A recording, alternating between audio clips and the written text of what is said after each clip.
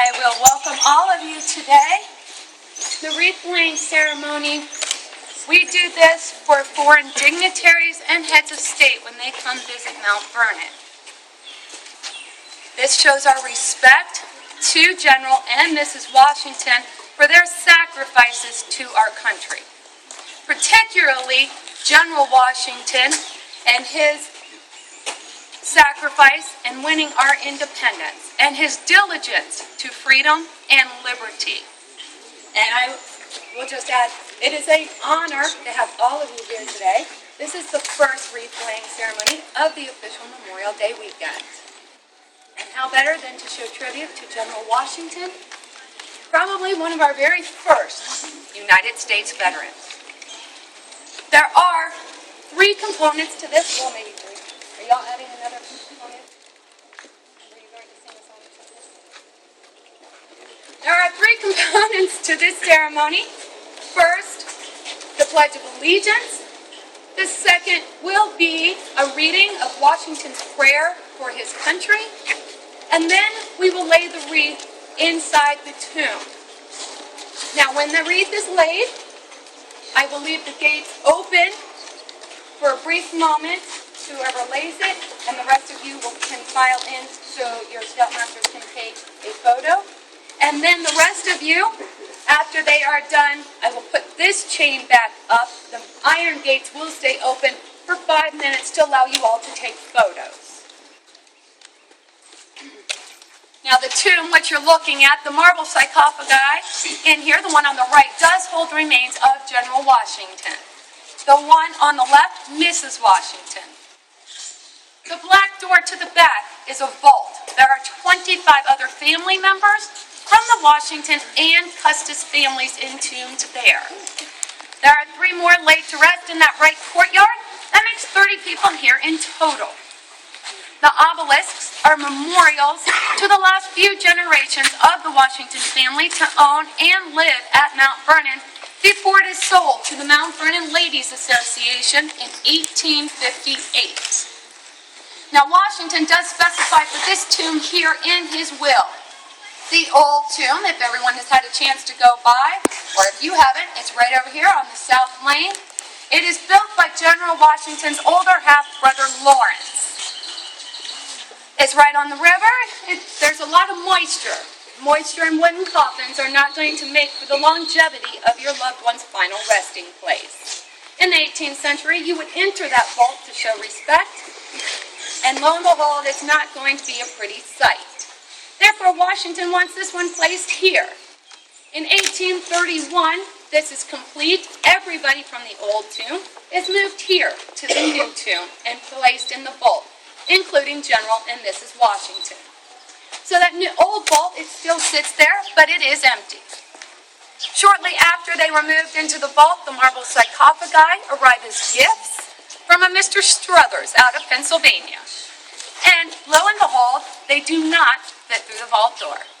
So General and Mrs. Washington will be moved and laid to rest once more where you see them now. Now I have several volunteers.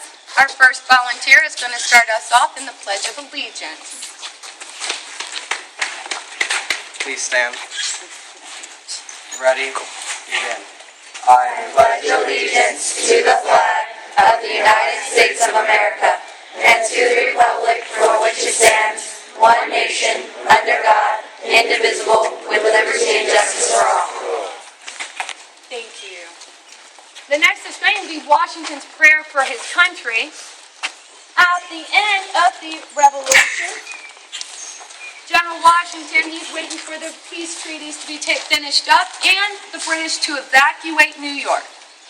As he is waiting, he starts to worry that the states will separate instead of unite. So he writes a letter to each of the states. An excerpt from that letter was published in all the papers. It has now become known as Washington's prayer for his country. I now make it my earnest prayer that God would have the United States in his holy protection, that he would incline the hearts of the citizens to cultivate a spirit of subordination and obedience to government, to entertain a brotherly affection and love for one another and their fellow citizens of the United States at large, and particularly for their brethren who have served in the field, and finally that would have most graciously be pleased to dispose us all to do justice, to love mercy, and to demean ourselves with the clarity, humanity, and pacific temperature of mind, which were the characteristics of the divine author of our blessed religion, and without a humble imitation of those example in these, we can never hope to be a happy nation. Amen.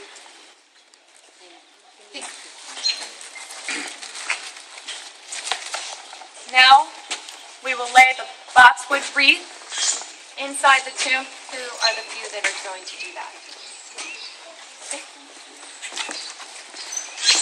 You can just grab the wreath, standing off.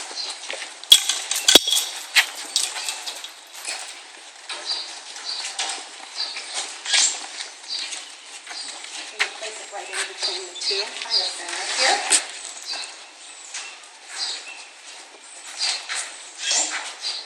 And if you just want to pause there for a second, see if they have put. Do you want to take a photo of this?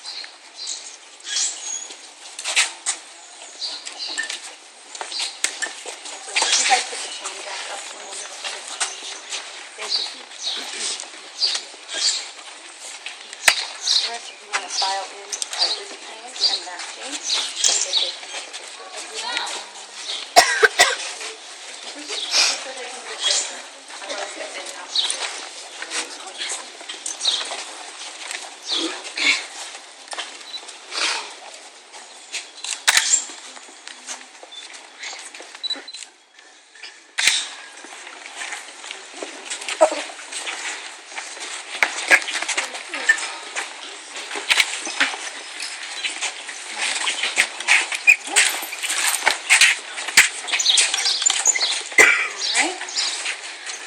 Leave these gates open for about 5 minutes to allow everyone to take photos.